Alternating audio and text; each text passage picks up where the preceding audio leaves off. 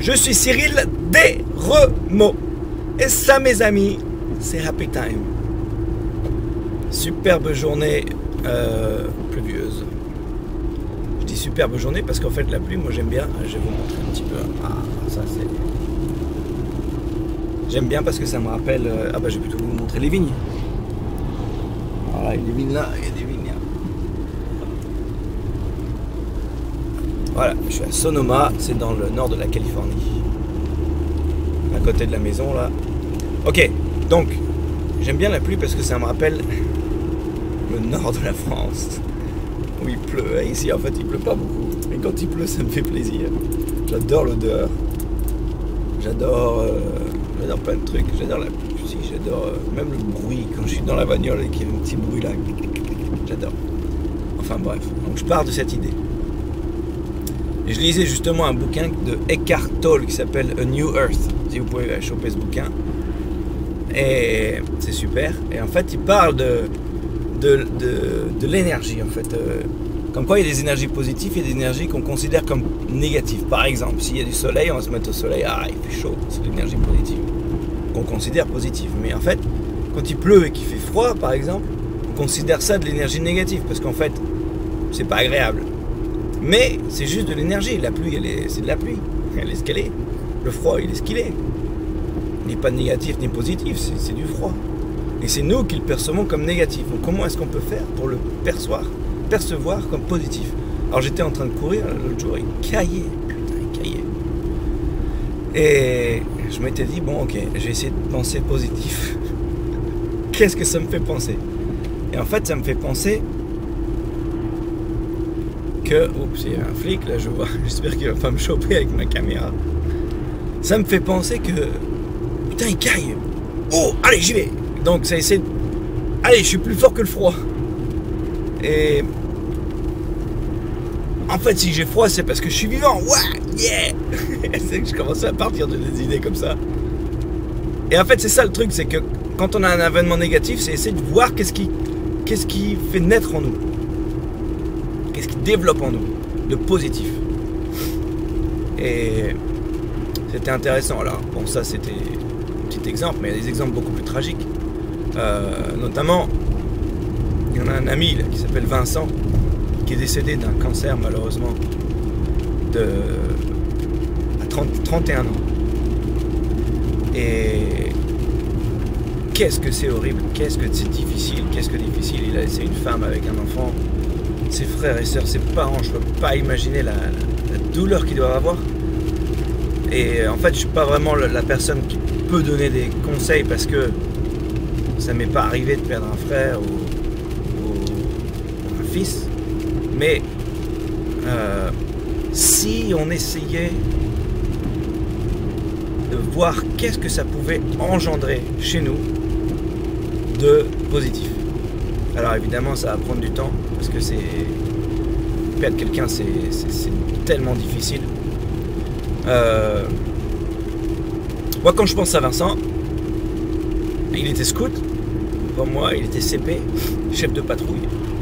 Et c'était quelqu'un qui avait toujours la pêche, qui faisait toujours ce qu'il fallait faire, qui avait toujours motivé, qui essayait de changer les attitudes de ses camarades, et qui était toujours volontaire, qui était souriant, qui était positif.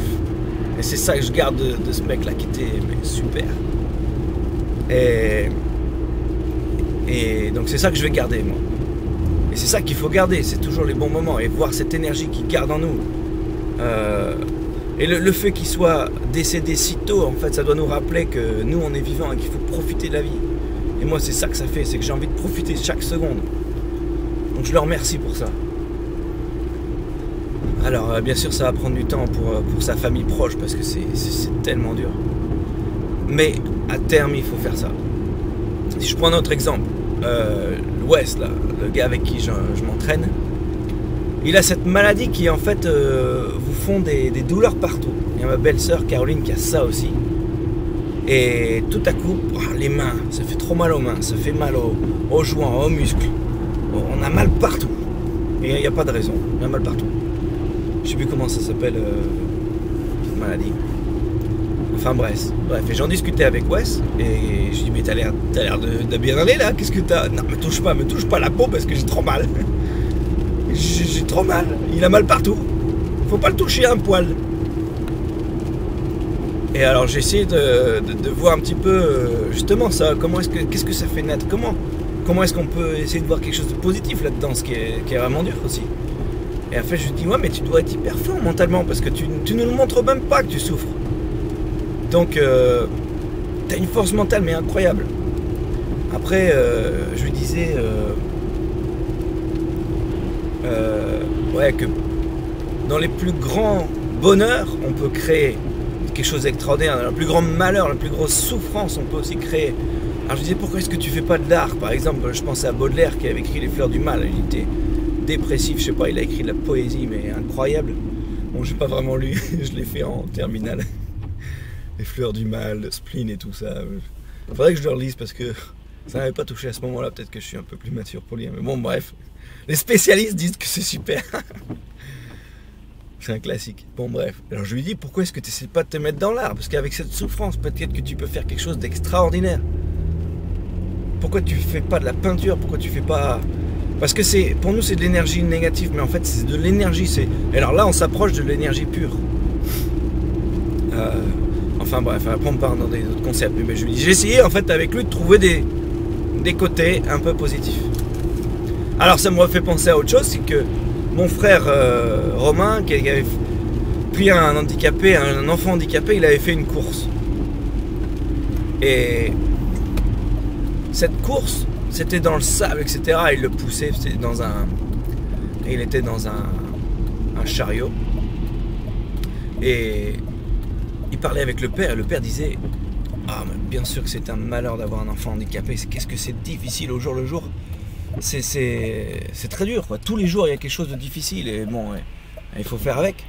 Il dit mais ce qui est incroyable c'est que ça crée ces naissances d'événements positifs, des étincelles de bonheur incroyables qu'on n'aurait pas eu si on n'avait pas eu ça. Alors là je crois que lui a tout compris lui, ce homme-là, c'est que c'est ça quoi, c'est tout à fait ça. Qu'est-ce que l'événement négatif développe chez nous de positif? Alors bien sûr dans des événements comme ça, on faut pas les chercher, on les accepte et puis on vit avec. Et moi je suis en train de penser à ça parce que quand je pense que quand je veux faire cette course là de Yukon en canoë, où c'est 715 km, un truc de malade à 500 heures. Bon, pour certains, ça peut être un exploit sportif. Pour moi, c'est vraiment me pousser mes limites, me donner un défi et voir qu'est-ce que ça va faire naître en moi. Au niveau mental, est-ce que je vais être une personne plus forte? Qu'est-ce que je vais découvrir en allant à la limite de ma motivation, tout ça, qu'est-ce que ça va faire? Et ça me paraît incroyable. Donc en gros le message aujourd'hui c'est quoi? C'est il y a des événements négatifs qui arrivent, c'est la pluie, c'est un décès, tous les jours on a toujours un truc négatif. Ce qu'il faut regarder, c'est déjà bon, il faut l'accepter parce que la plupart du temps on ne peut rien faire. Deuxièmement, c'est voir ce que ça fait naître en nous de positif, d'énergie pour l'utiliser tous les jours. Voilà. Alors